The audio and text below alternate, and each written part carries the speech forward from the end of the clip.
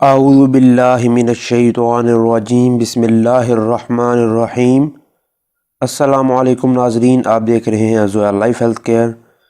آج کی ہماری اس ویڈیو میں شادی میں رکاوٹ ہو تو اس کو دور کرنے کا وظیفہ بتایا جائے گا۔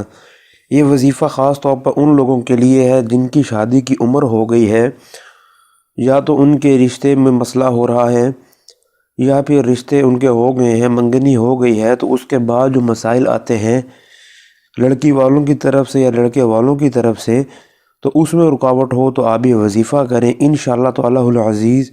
یہ وظیفہ آپ نے 11 دن کرنا ہے۔ ان 11 دنوں میں وظیفے کے ساتھ آپ نے اپنی طور پر اس جو رکاوٹ ہے اس کے حل کے لیے کوششیں بھی کرنی ہے۔ اللہ آپ کے وظیفے کی بدولت اور کوششوں کی وجہ سے آپ کو کامیابی ضرور عطا فرمائے گا۔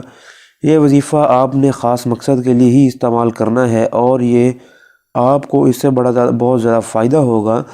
یہ وظیفہ یا اللہ یا لطیف یا رحیم آپ نے پڑھنا ہے۔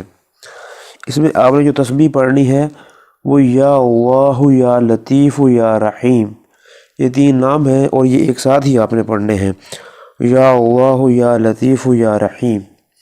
آپ نے ہر نماز کے بعد 222 مرتبہ ان کلمات کو پڑھنا ہے اور اس کے بعد آپ نے اللہ سے دعا کرنی ہے، لیکن اس کے لیے نمازوں کا پابند ہونا بڑا لازمی ہے۔ آپ نے ہر نماز کے بعد 222 مرتبہ یہ وظیفہ پڑھنا ہے۔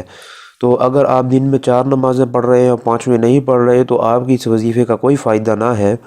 آپ اپنی نمازیں پورے کریں گے اور 5 وقت کی جو فرض نماز ہے اس کے بعد یہ انشاءاللہ دن میں 5 دفعہ وظیفہ کریں گے اور 5 دفعہ ہی اپنے مقصد کو لے کر اللہ سے دعا مانگیں گے تو ضرور آپ کے مسائل حل ہوں گے۔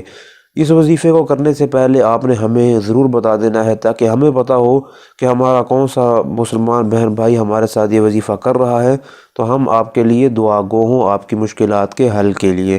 اور اس وظیفے کی اجازت عام ہے اور یہ وظیفہ آپ ان لوگوں کو بتائیے جن لوگوں کو اس کی اشد ضرورت ہے۔